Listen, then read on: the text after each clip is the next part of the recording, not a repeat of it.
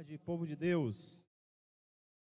É uma satisfação imensa, mais uma vez, estarmos aqui para transmitirmos esse culto de adoração ao nosso Deus. Neste momento, eu vou ter aqui um bate-papo aqui com a nossa doutora Leia, e ela vai tratar de um assunto muito importante, certo? E você que está aí nos assistindo, você pode mandar a sua pergunta, né, dentro desse contexto, e a doutora Leia vai estar respondendo. Então, você pergunta e a doutora Leia responde, tá certo? Doutora Leia, a senhora já está aí? Estou aqui, sim. Pronto. Tá me vendo? Estou vendo sim. Como é que tá? Tudo bem? Tudo bem, graças a Deus. E vocês? Tudo na paz. É uma satisfação imensa que a Igreja da Califórnia está lhe recebendo, né? Para ter essa participação aqui conosco, certo?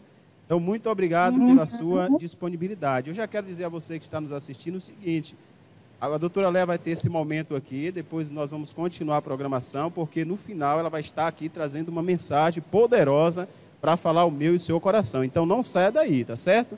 Então, doutora Léa, nós temos aqui, vamos tratar aqui de um assunto muito importantíssimo, que é a autoestima como ferramenta de enfrentamento, né? Enfrentar dificuldades, problemas, porque assim, as pessoas falam muito de autoestima, mas talvez se fizer aí uma pesquisa perguntando às pessoas o que de fato é autoestima, talvez, não sei se as pessoas iriam saber responder, né?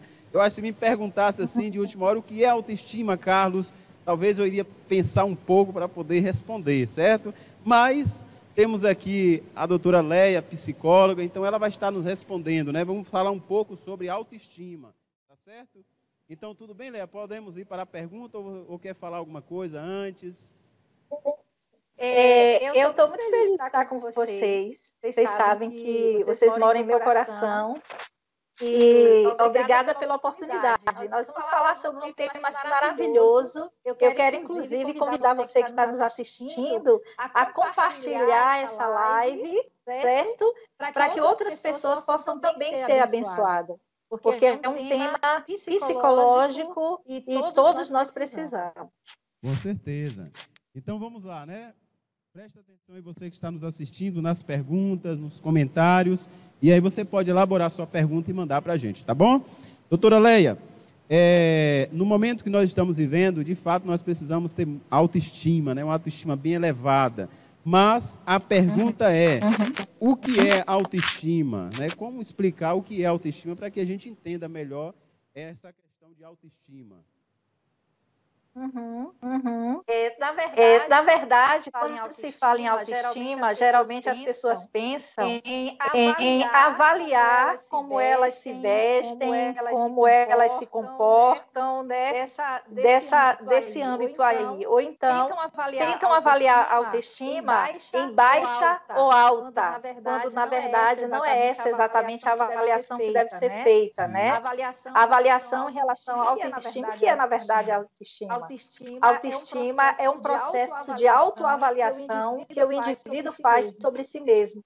Olha só, quando o indivíduo tem essa capacidade de olhar para si, fazer essa autoavaliação, identificar os seus pontos fortes, seus pontos fracos para transformá-los, automaticamente, isso é na verdade, né? A autoestima diz respeito à autoavaliação e não necessariamente a como eu me comporto ou meu mundo externo. Sim.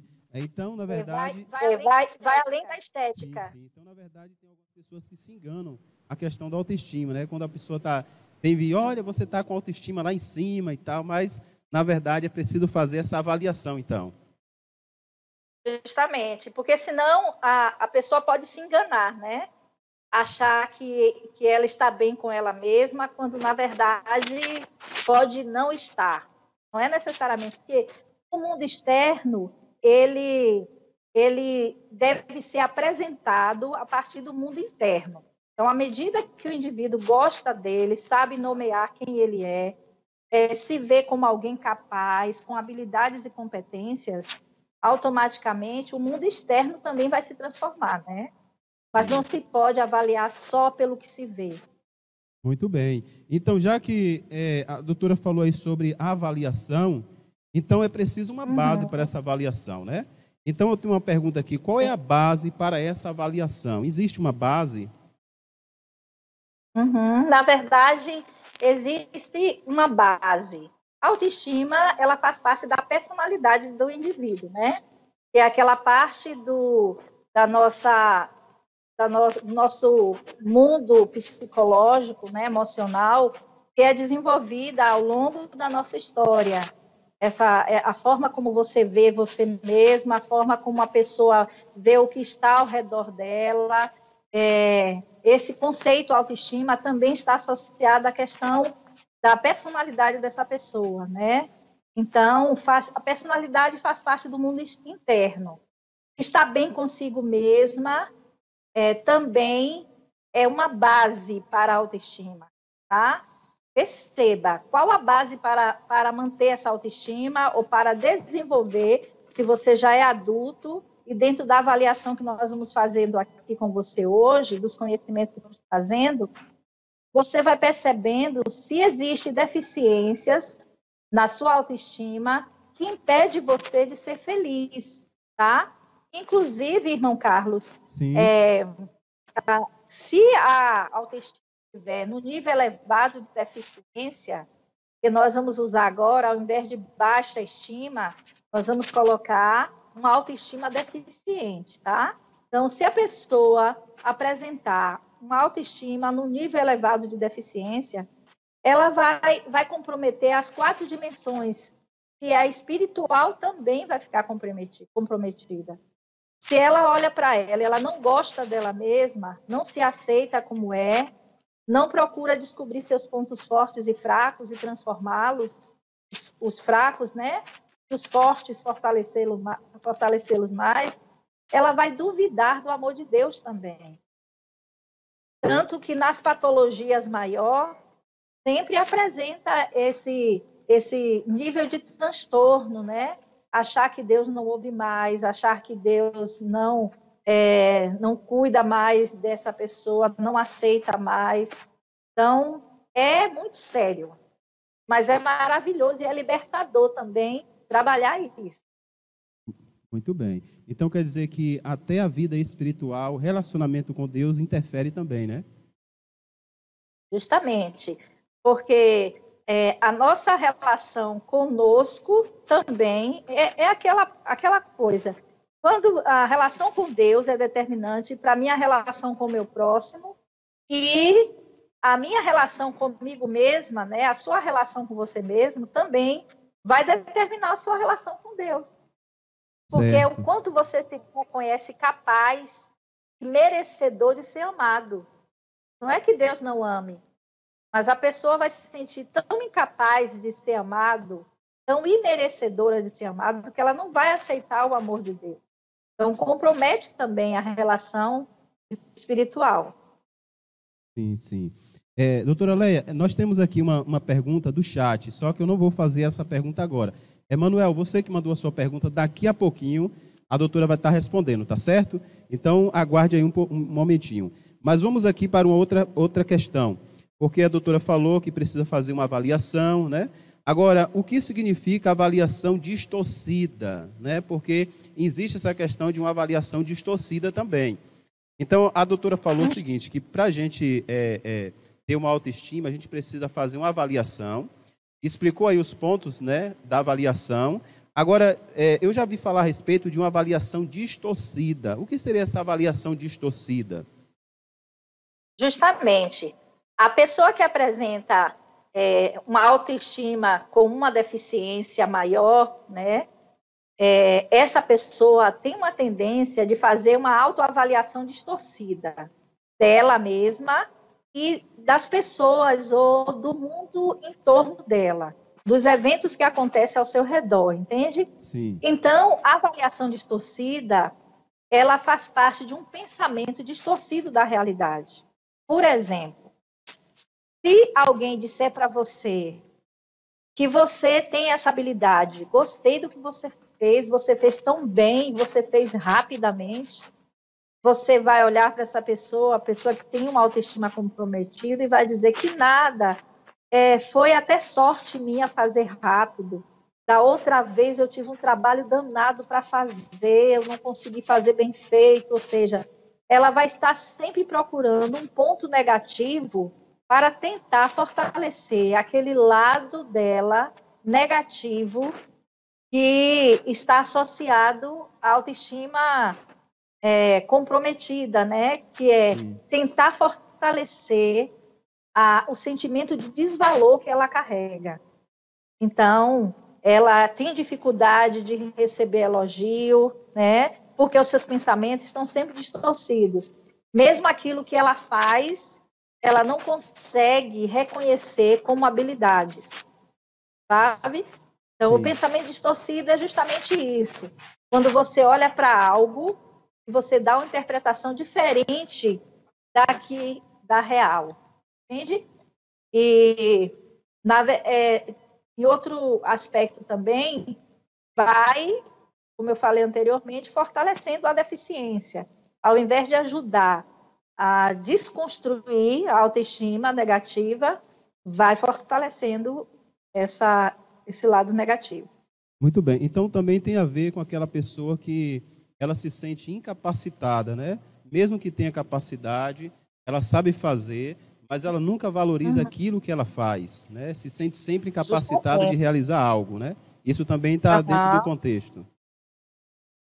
Ela não se sente realizada com o que ela faz, sabe? Sim. Ela não sente prazer no que ela faz. E a falta de sentir prazer é uma deficiência emocional, né? Está no âmbito também do adoecimento emocional. Nós precisamos sentir prazer ao olhar as nossas realizações. E, inclusive, por menor que seja. Porque eu posso estar falando para alguém que está aí me ouvindo e a pessoa olhar para ela e dizer: mas eu nunca fiz grandes coisas. Sabe? Eu nunca consegui aquilo que eu desejei, né? Porque considera que conquista é só comprar algo muito bom, ou fazer uma faculdade, ganhar muito dinheiro. Acredita que conquista. Por quê? Porque, na verdade, nós vamos até falar depois, a sociedade tenta implantar isso, e as pessoas vão acreditando. Mas conquistas são as pequenas coisas. Por exemplo, se você hoje tem dificuldade, um exemplo,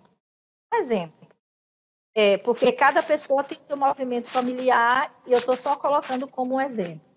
Você tem dificuldade, você gosta de chegar na casa de alguém, percebe, também não é comparação, não é para comparar você com outra pessoa, mas é algo que está em você e você gosta quando você chega na casa de sua mãe, por exemplo, você vê que ela almoçou, passou um tempo e depois ela foi, conseguiu lavar os pratos, arrumar a cozinha, deixou toda arrumadinha, e quando você entra na cozinha de sua mãe, você se sente bem, você gostaria de fazer isso em sua casa, mas você não consegue.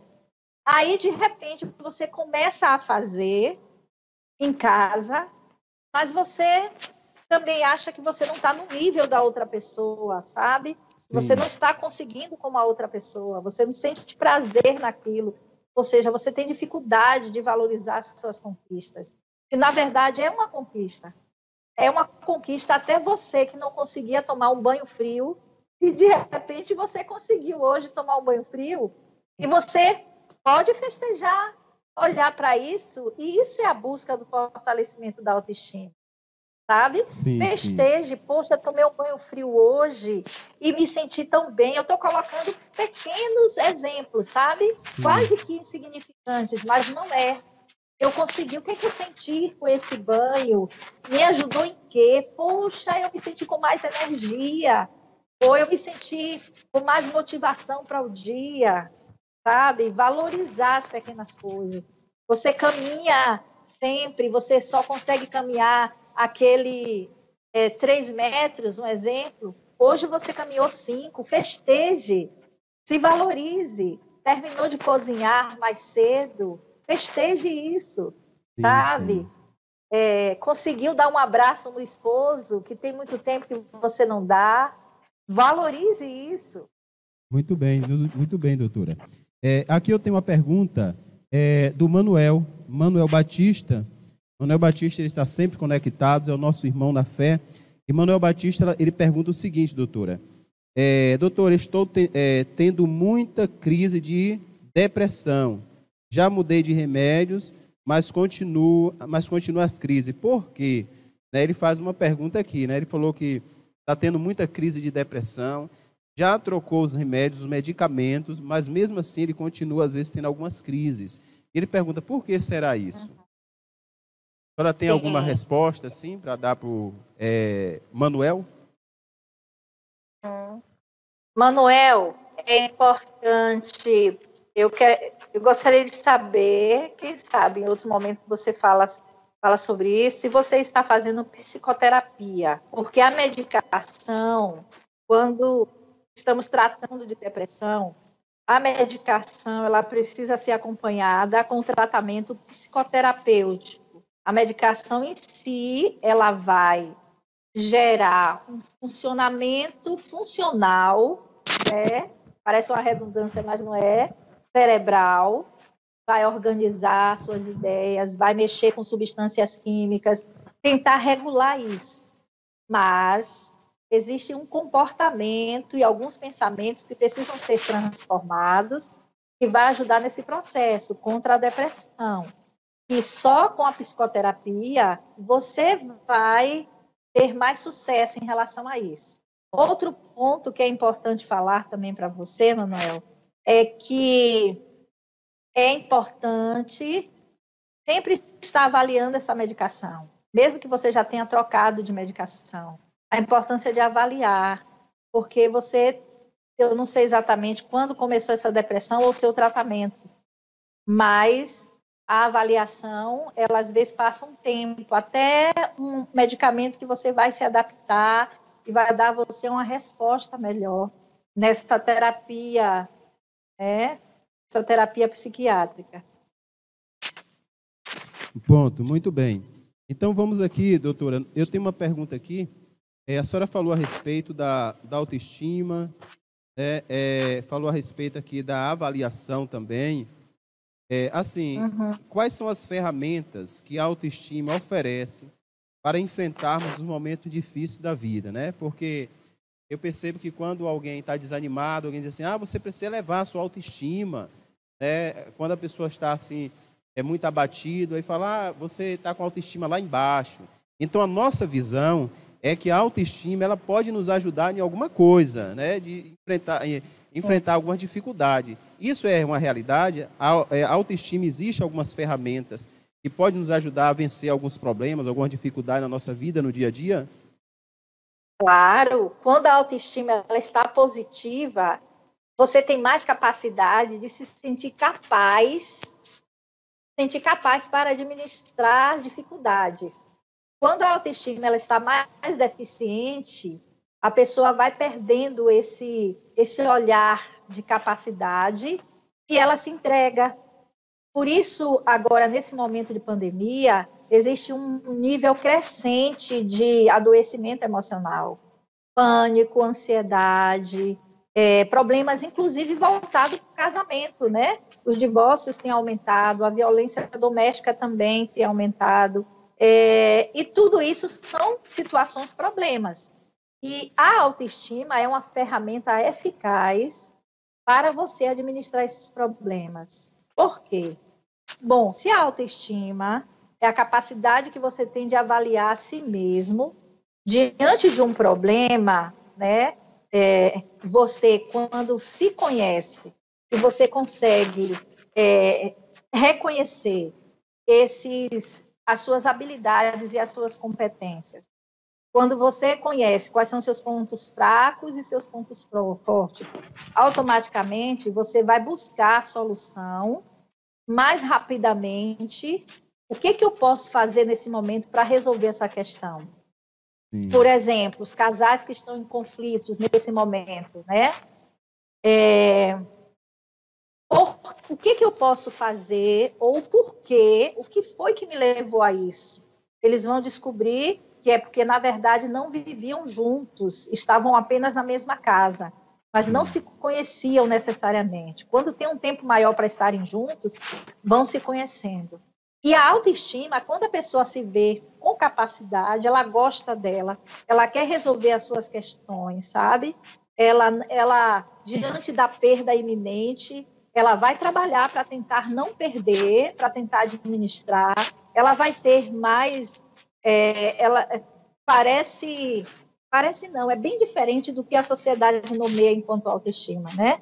Enquanto a sociedade fala que você tem uma autoestima positiva quando você está assim, muito arrumado e tal, e tal, e tal, geralmente, muitas dessas pessoas não têm humildade para perdoar. Mas, e nesse momento agora, convivendo em família com os conflitos familiares, pessoas que estão com autoestima positiva, elas perdoam mais, porque elas sabem que existe um ganho muito mais no perdão para elas do que para o outro que vai ser perdoado. Diante dos acontecimentos que está convivendo, a autoestima positiva, você vai alimentar o pensamento de que é um problema que você não pode solucionar, está além das suas forças. Então, você precisa, na primeira instância, aceitar. E a autoestima, você só aceita quando você está num processo de também autoconfiança, que vem desse processo de autoconhecimento. Muito Entende? bem. Muito bem, doutora. Eu tenho aqui a pergunta deixa eu ver aqui, a pergunta da Tailane. Só um minutinho aqui, Tailane, que eu vou fazer a sua pergunta para a doutora. E também a pergunta aqui do Franklin. Então, daqui a pouco nós vamos fazer essa pergunta. Porque a pergunta que eu vou fazer agora, doutora, é o seguinte, relacionado à sociedade. A sociedade, porque eu já vi algumas pessoas, até mesmo pessoas pregando, falando, né, em púlpito assim, que a sociedade, ela avalia de uma forma diferente de Deus. Deus valoriza o ser humano por aquilo que ele é, mas a sociedade valoriza por aquilo que tem. Então, a pergunta aqui é o seguinte, a sociedade dificulta o processo de autorreconhecimento? Será que a sociedade ela dificulta esse processo de autorreconhecimento? Sim, com certeza. A sociedade ela já vai implantando na mente, inclusive, crianças que estão chorando porque acham que a sua aparência não está boa, sabe? Vai implantando um padrão de aparência, né?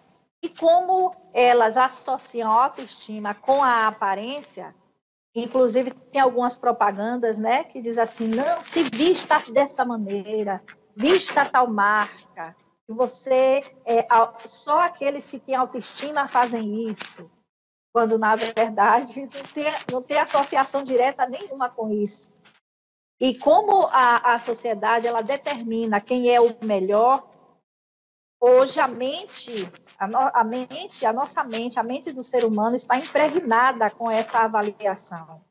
Então, ao invés dele se autoavaliar, a partir de si mesmo, né? Claro que nós temos padrões de avaliação que nós vamos seguir, cada um tem o seu, sabe? Mas ela se detém no outro, é a aparência do outro, é o que o outro tem, sabe? Para se sentir realizada, para se sentir valorizada, para gostar de si mesmo. E isso é um caminho perigoso, porque vai entrar numa rota que não vai ter fim, insaciável. Não vai ter fim. Então, a pessoa, ela precisa trabalhar a sua autoestima para ela se desmembrar desses padrões que a sociedade impõe, né? Voltado para ela, não se influenciar tanto nisso aí, para que ela possa se olhar como alguém que tem valor dentro das suas habilidades, das suas competências, e não dentro das habilidades do outro, da competência do outro, da aparência do outro, que geralmente as pessoas têm esse processo, né, de avaliação. Tem que ter a personalidade própria, né, doutora? Personalidade própria. Justamente. É você. é você. Para que isso aconteça, a necessidade de fazer essa autoavaliação para que você se veja como um indivíduo merecedor de ser quem você é. Muito bem.